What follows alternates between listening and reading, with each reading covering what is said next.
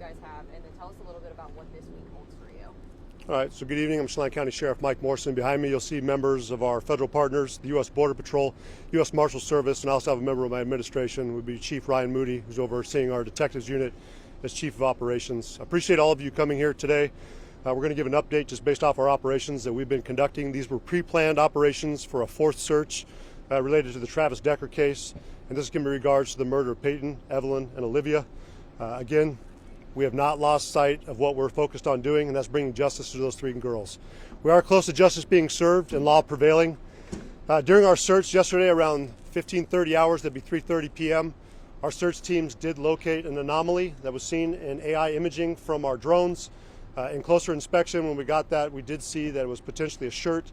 We were able to get units on the ground that did confirm that the shirt was consistent with what we had seen in previous surveillance photos with Travis Decker. So I am confirming the shirt that we saw on scene is a match for what Travis was last seen wearing. In addition to shorts, which were U.S. Rangers shorts, they were also a match, and also personal items to include chewing tobacco that was consistent with what he had chewed, a bracelet which is consistent with what we'd seen in photos of him wearing. So collecting those items, we've since sent them off to the Washington State Patrol's crime lab. We're hopeful that we'll get those results back soon. I appreciate Chief John Batiste and the Washington State Patrol for continuing to be a constant ally for us. Even in my call this morning, I asked if he could expedite it. I understand the Chelan County Sheriff's Office is not the only agency within Washington State investigating a homicide and looking for quick results back from a DNA test. So Chief Batiste, Washington State Patrol, we appreciate it. We understand there are a lot of pressure. Going through the processing of the decomposition that we found amongst that clothing has been challenging for the State Patrol's crime lab. They were able to get DNA off that sample, and they are comparing it to the DNA samples that we have in place for Travis Decker. I have asked them to take their time, not rush this. This has been a thorough investigation up to this point. We don't want any mistakes made. Our investigative team has continued to be out on the ground today with Washington State Patrol's crime lab team. We've also had members of the FBI's crime lab team out here assisting us. We've found additional body parts today to include 2 feet, some femurs, and also some vertebrae.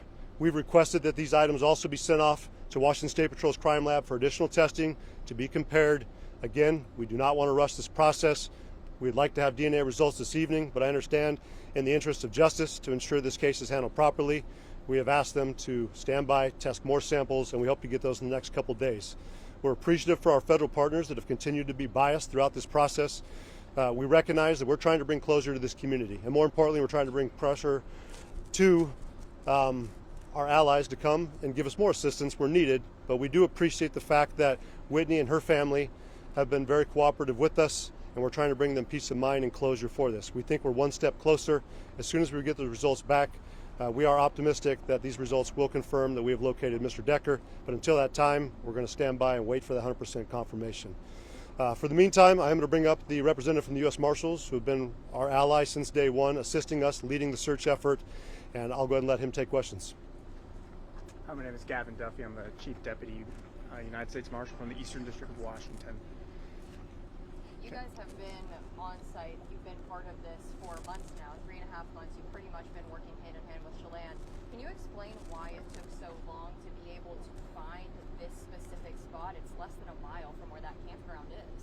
I mean, I think if we look behind us into the backdrop here, the terrain is extremely complex, some of which would, it's hard to find anywhere in this country, and that's kind of what we found. I mean, it's incredibly steep, it's incredibly rocky, and that's why we have some of the experts, our Special Operations Group, and our partners with Border Patrols, BORSTAR, and BORTAC, who are all 3 experts in this terrain to do it. And I think we're pretty proud of the fact, using all the resources we could across the law enforcement and public safety spectrum to really drill down and find these remains, which we're very, very hopeful and fairly confident.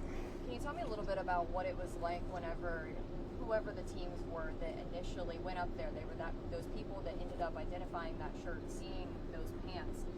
That was that moment. You guys thought, oh, I think we got him. Can you explain a little bit about what that feels like for you? I think it's the 1 yard line. I mean, we want to get across the goal line with the DNA, but we're pretty, it's a good feeling. We've put a lot of work. I mean, hundreds of people in law enforcement and other career fields have touched this case because of its importance to the Chelan and to the state. So to get to that 1 yard line where we are right now, maybe even a little closer, it felt pretty good for everybody working this case in any way. There were some people online that were curious if Travis Decker would have gone north to Canada or south to Mexico. What do you say to people who were curious about him ever going that far, in your expert opinion? Well, I mean, we appreciate the curiosity, right? I mean, we're in the business of finding fugitives and human beings, and they do unique things. And so, I mean, that's how we're thinking as well.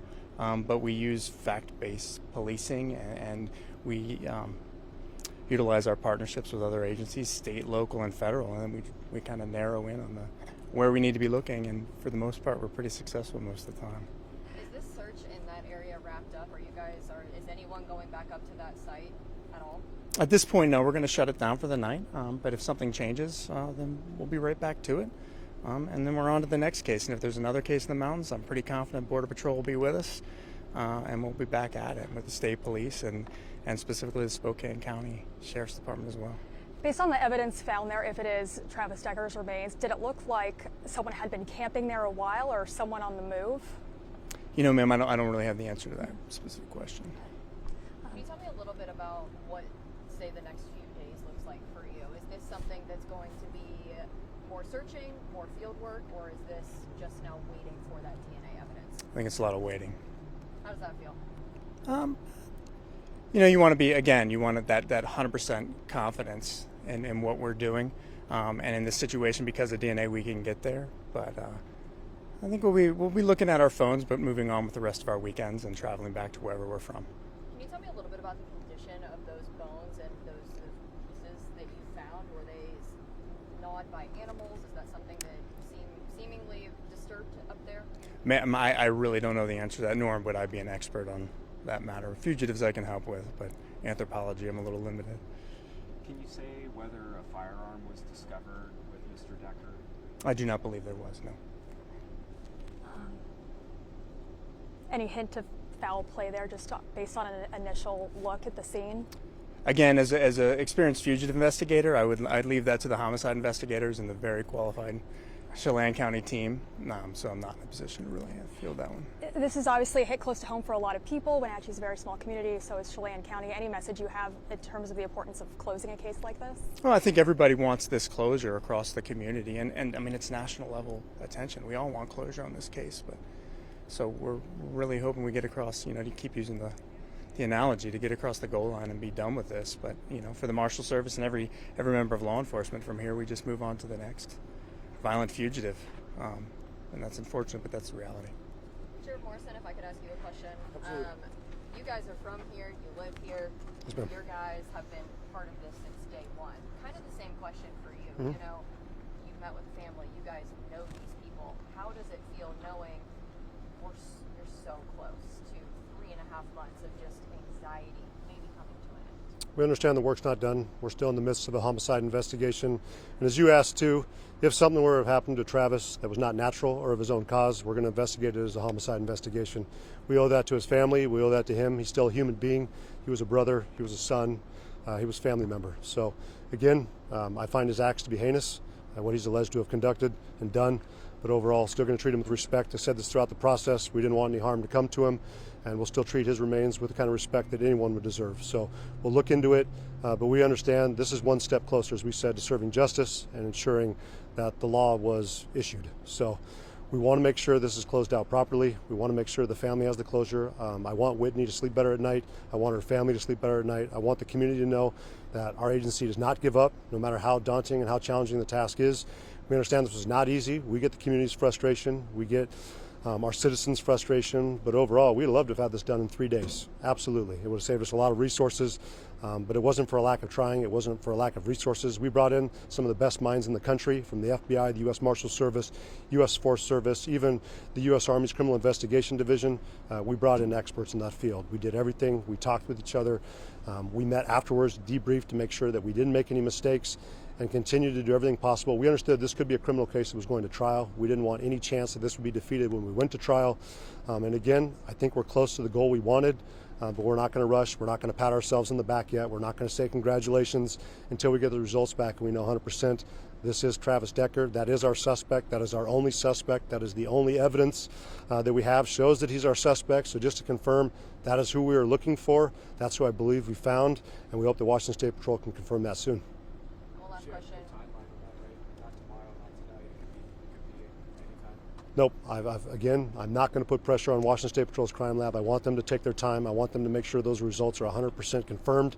Again, this is closing out a very significant case in our county's history. This was the largest manhunt in Chelan County history. This is the most heinous homicide in Chelan County history, and we need to make sure it's closed properly and that we make sure that we're convincing our community that we did the right thing, we have the right subject, and there is no other person out there. And one last question for me. I don't know if it's for you or Gavin. I saw in the press release that there was a key fob that was found. If one of you could talk a little bit about that. I believe it was found in the river. Correct. Yeah, so we had a follow-up, and we really appreciate Sheriff Knowles and Spokane County Sheriff's Office for not only bringing their helicopter out here with their air support unit, but also bringing members of their dive team, and they were able to get into spots that National Park Service and our Chelan County Sheriff's Office Swiftwater Rescue Team were not able to get into, since there are spots you'd have to get underneath debris, and they were able to find a key fob in close proximity to our scene, which was great. I mean, it's an additional piece of evidence. We've collected it, we've put it in our evidence room, and it's been logged, but again, that's what it shows for cooperation and teamwork and just bringing additional resources that we didn't have. So we do not have a dive team here at Chelan County Sheriff's Office. Historically, we did, but again, appreciation to Sheriff Knowles and his team for coming in and assisting us further. All right, appreciate everybody. Thank you, Sheriff. Thanks. Appreciate it. Have a good night. So we're actually going to come